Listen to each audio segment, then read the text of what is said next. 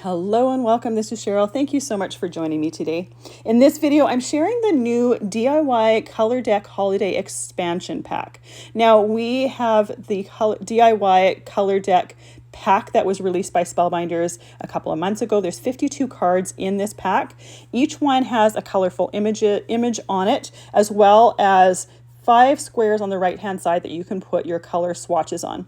There's also a 1-inch punch to make it really easy to create those color swatches. Now you could use your trimmer to trim those 1-inch squares. That's easy enough to do, but the punch does make it really quick and easy to do that. And then you can glue those onto the sides. And just because there's 5 squares on the side doesn't mean you're limited to that. Every time you use that image, you can come up with a new palette and change and swatch out some of those colors.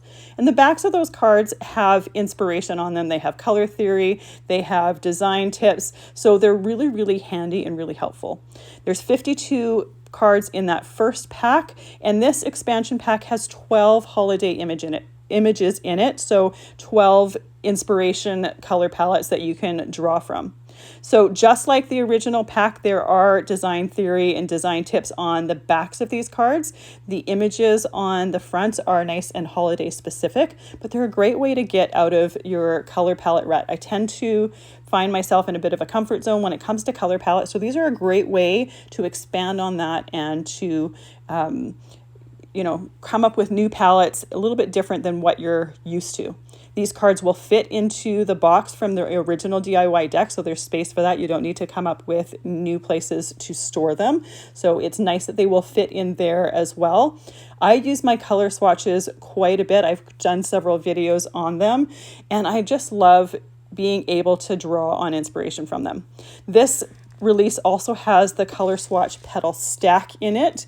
It goes with the color swatch petal die that came out a couple months ago. When the color wheel cardstock came out, there was the color swatch petal die as well as the color swatch wheel and the color swatch names that all coordinated together, perfect for swatching your cardstock as well as saving some of your favorite color palettes.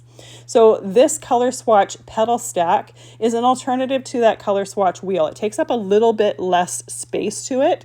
And I love the fact that there's options. Some people would prefer the color swatch wheel having a little bit more of each color, and some would prefer the petal stack just for storage because it takes up a little bit less space. So I have 2 of these cards that I recently created cards with, and I already did the color cardstock swatches on the sides of those pieces, but I wanted to share using that color swatch petal stack. Now, like I said, it's an alternative to the color swatch wheel. Just depends on what works best for you. Now, when you use the color swatch petal stack, the pieces cut out all at once. So I do keep a Ziploc bag with some extra pieces. If you're just using the one at the top or the bottom or close to the top or the bottom, it might be a little bit easier to single out that section of the die.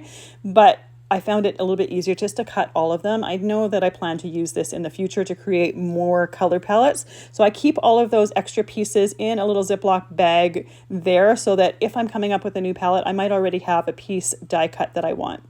So I die cut the color swatch petal base with just plain white cardstock, and then I have all of my pieces cut out of the color swatch or color wheel cardstock in the different colors that I'm using.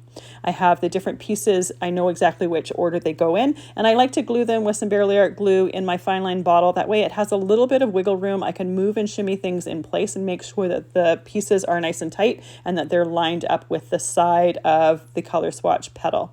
They're really, really easy to place. They're really easy to die cut as well. Ideally, I'd love it if the different sections had completely separate dies if they weren't on one die set. But still, I love the fact that there is an alternative to that color swatch wheel, because while I love that color swatch wheel, I do find it takes up a lot of space to store it. So this will hang on my ring just a little bit easier. It'll just be a little bit smaller and a little bit easier to hang on a hook and have ready to go. So my pieces are already cut out here. This particular one has fern cardstock, chiffon, wildberry, cranberry, and fawn cardstock. The other one has fern Cosmic, Celestial, Orchid, and Violet, if I'm remembering my colors correctly.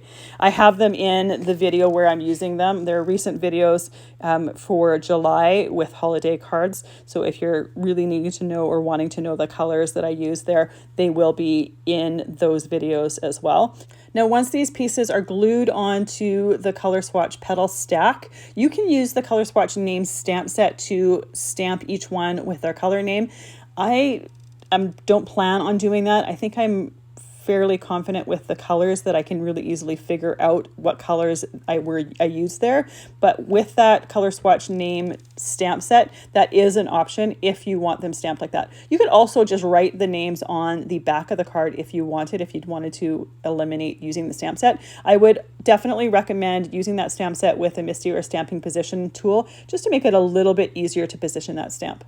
Once I have those stacks done, I have a little ring here from Spellbinders that I plan on hanging them on. And you can see just the difference between the two of them, how one of them is going to take up a lot less space than the other.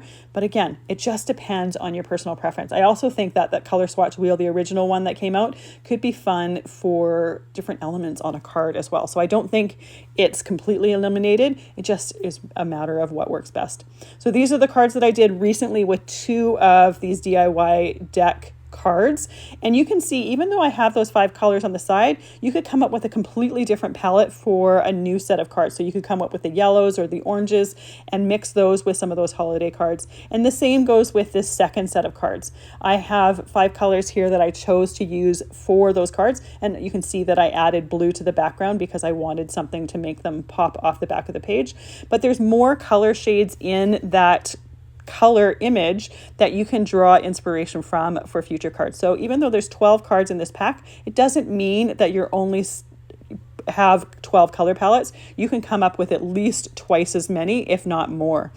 But I just love this new tool to come up with different color palettes. And I love the fact that because the color palettes aren't done for you, you can come up with many different ones, and different people will draw different palettes from each one of those cards, which I think is such a fun thing. Thank you so much for joining me today. I really appreciate the time that you spend with me. I hope you have a fantastic day.